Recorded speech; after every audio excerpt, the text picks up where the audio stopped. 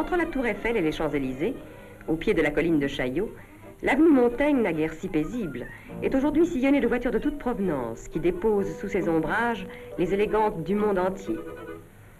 Elles viennent confier le soin de les parer à celui en qui elles ont trouvé leur allié le plus précieux. L'homme dont le nom, pour elles, comme pour la duchesse de Windsor, évoque tous les prestiges de la haute couture française, Christian Dior. Lorsqu'au printemps de 1947, Christian Dior lança la mode Corolle, baptisée depuis New Look par l'Amérique, on parla de coup de foudre, de coup d'État, de révolution. Révolution? Non. Simple retour à la norme, au bon sens. Désir de voir les femmes faire peau neuve, retrouver une silhouette vraiment féminine. Et c'est ainsi que grâce à Christian Dior, la jupe s'allonge, la taille s'affine, le buste se précise. C'est dans cette calme retraite de l'Île-de-France que Christian Dior conçoit la plupart des modèles qui iront porter à travers le monde le témoignage de la pérennité du goût français, de la mesure, de l'élégance qui sont l'apanage de la couture française. Est-ce au contact de la nature, dans ses promenades au bord de l'eau, que Christian Dior puise la fraîcheur d'une inspiration toujours renouvelée, d'une grâce et d'une variété inimitables? Sa méditation a dû être féconde, car aussitôt de retour, le voilà qui va se mettre au travail. Se souvenant qu'avant d'être couturier, il s'est occupé de peinture et a été dessinateur de mode au Figaro, c'est armé d'un crayon que Dior précise les thèmes essentiels de sa collection, thèmes qui serviront de base à des variations infinies. Ce croquis emprunte au ciseau de la couturière sa ligne aiguë et subtile.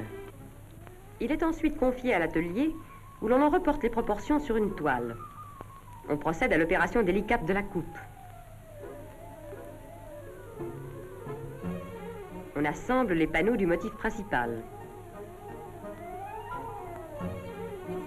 On les met en place sur un mannequin de bois dont les formes ont été complètement remodelées par Dior. Puis la toile entièrement bâtie est présentée sur un mannequin vivant, cette fois au patron, dont l'œil a vite fait de déceler les modifications à apporter. Ici, une épingle rétablit un équilibre. Là, d'une main hardie, Dior ouvre un corsage afin de mettre la gorge en valeur. Il cherche, hésite, et c'est un mouvement, puis un autre. Oui, décidément, le décolleté en corbeille est plus saillant. Et voici le modèle enfin réalisé, en drap noir, rehaussé de gros grains.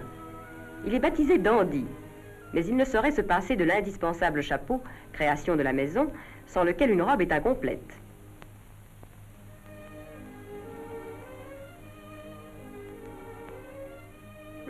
Ce n'est pas mal.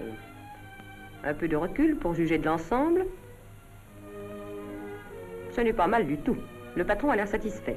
Et il parcourt son œuvre d'un regard minutieux qui, partant de la tête menue, s'arrête au moindre détail et descend jusqu'au bas de la jupe fuselée. Mais de même qu'une hirondelle ne fait pas le printemps, une robe ne fait pas une collection. Il faut songer à en créer au moins 170 autres. C'est au tissu que Christian Dior demande parfois l'inspiration. Une matière, un coloris le séduisent, et le voilà en quelques minutes lancé dans une improvisation où il donne libre cours à sa fantaisie. Sous ses doigts agiles, le taffetas ploie, se fronce, se casse, s'enroule.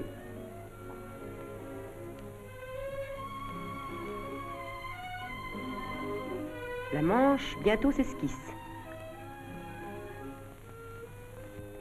À l'essentiel maintenant, le drapé de la jupe. Car selon Dior, la première chose à laquelle une femme doit penser, c'est à sa silhouette. Et ce qui, il y a un instant encore, était une nappe de soie amorphe, prend soudain une forme, et déjà le corsage est caractéristique. Dans les 15 ateliers que comporte la maison Dior, 700 cousettes s'emploient activement à l'exécution des modèles créés par le patron. Celui-ci sait que ses moindres indications seront respectées. Ici, tout le monde travaille dans une confiance et une admiration réciproque, car si les ouvrières s'émerveillent du génie inventif de Christian Dior, ce dernier ne tarit pas d'éloges sur le talent de ces femmes aux doigts de fée. Ce n'est donc pas pour mener son personnel à la baguette que Christian Dior a toujours une badine à la main. Cette badine est uniquement pour lui un moyen de toucher du bois de façon permanente, car il est superstitieux. Avant l'achèvement des modèles de la collection, Christian Dior leur fait passer la revue de détail.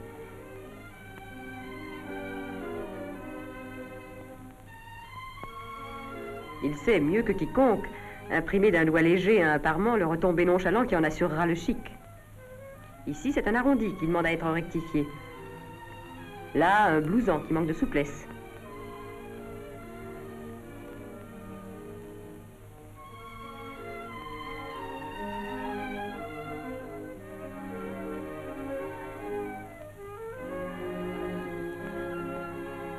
À la suivante. Tels des conscrits en instance de conseil de révision, les mannequins attendent leur tour de comparaître.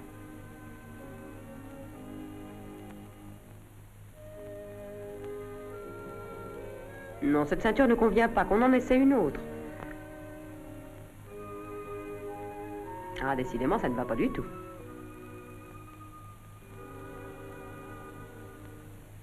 Et bien entendu, c'est sur la jupe que doit se porter la ceinture.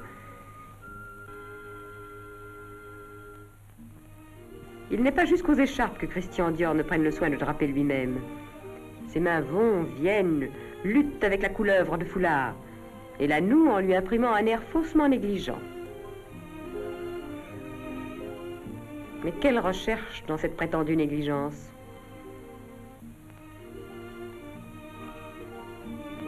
Inlassablement, Christian Dior examine, formule des critiques, reconstruit un modèle. Puis il modifie ses croquis. Mais l'heure est venue de réparer ses forces. Dans le studio, promu en salle à manger, Dior déjeune avec ses principales collaboratrices. L'élégante Madame Bricard, qui préside aux destinées du rayon de mode, la charmante Mademoiselle Le Bidois, chargée des relations avec la presse, la compétente Madame Linsler, qui dirige la fabrication, et la souriante Madame Luline, qui a la responsabilité des salons et dont l'autorité plane sur le bataillon des vendeuses et des mannequins. Mais déjà, il faut se remettre à l'ouvrage et confronter les croquis avec leur réalisation. Le costume d'écolier de l'oncle Charles, dont le portrait ornait sa chambre d'enfant, a inspiré à Christian Dior cet ensemble, qu'en souvenir du poétique collégien immortalisé par Alain Fournier, il a baptisé le Grand Maulne.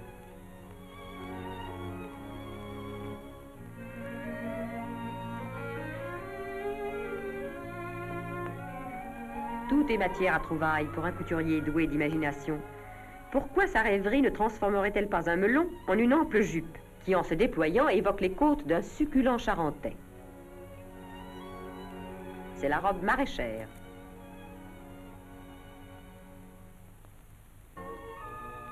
Christian Dior a beaucoup voyagé. Peut-être, tandis qu'il se rendait en Espagne, a-t-il été frappé par la silhouette des bergers pyrénéens. En voici une transposition, exécutée dans un lourd et lisse satin, le manteau Pisanel. Encore un souvenir d'Espagne, mais littéraire cette fois. Les fameux moulins à vent contre lesquels se battait Don Quichotte, les voici faisant tournoyer leurs ailes légères. Mais aussi illusoires que ceux du chevalier à la triste figure, ce ne sont que d'ingénieux panneaux sur la robe moulin à vent. Enfin, les invitations sont lancées. Précieux ces âmes que se disputent les coquettes, anxieuses de connaître la couleur et la forme qu'empruntera leur beauté cette saison. Le grand jour est arrivé. Derrière la féerique robe Vénus, pénétrons dans le sein des saints. Le défilé commence. Le modèle qui inaugure la collection se nomme Christian Bérard, en hommage à l'artiste prématurément disparu qui fut l'ami des premières heures et ne cessa d'encourager Dior à s'engager dans la voie où celui-ci devait remporter tant de succès. Puis voici Pastoureau, tenue parfaite pour la ville. Alliance, douillet et confortable.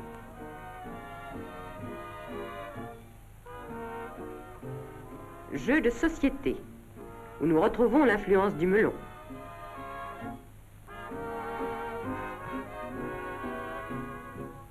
Un autre manteau pour affronter l'hiver, Tour de France. Tenue de prédilection de la Parisienne, voici Boîte Boulogne, un tailleur d'une sobre élégance. Pour les réunions de fin d'après-midi, les dîners au restaurant, Dior présente Cri de Paris, où le velours se marie au satin. Medianoche, fait d'un somptueux brochet.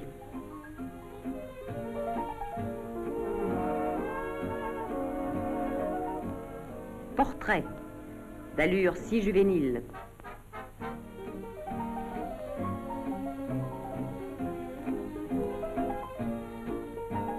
Les spectatrices, l'air faussement blasé, scrutent chaque modèle avec une attention passionnée. Hommage à un autre grand artiste, voici la robe Matisse, dont le rouge rappelle la vibrante tonalité de certaines toiles du maître de Cimier. Encore une robe rouge, aux larges manches, bamboche, couleur de Beaujolais nouveau.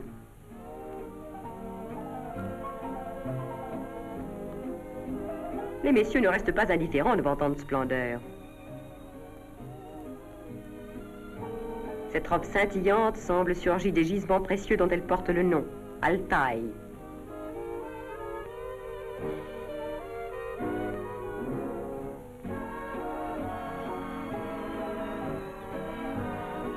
Et de nouveau, en souvenir de ses premières amours, c'est d'un nom de peintre que Christian Dior désigne cette robe, Picasso.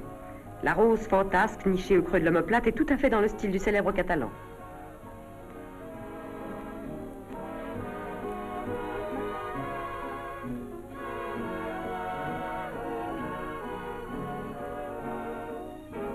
Ces jeunes étudiantes danoises venues s'initier au secret de l'élégance parisienne doivent se croire dans le palais des 1001 nuits. Et pour chacune de ces nuits de Paris, de Londres, de New York, voici Bergamasque, dont un jupon de tulle exalte l'ampleur. Puis une adaptation pour le soir de la ligne ciseaux, suprêmement discrète et raffinée.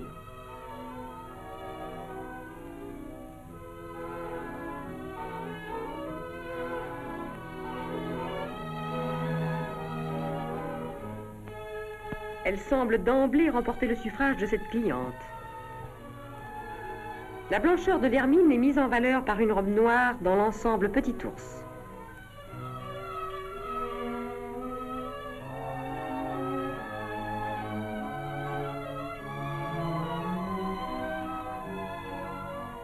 Tout indiqué pour les soirs de gala au bord de la Baltique, n'est-ce pas, mademoiselle?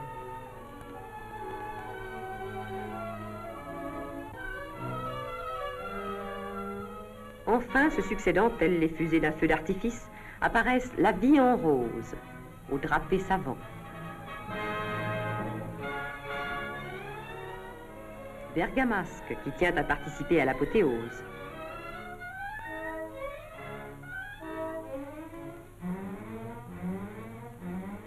Junon, toute rutilante des feux de ses paillettes multicolores. Météore, aux reflets changeants.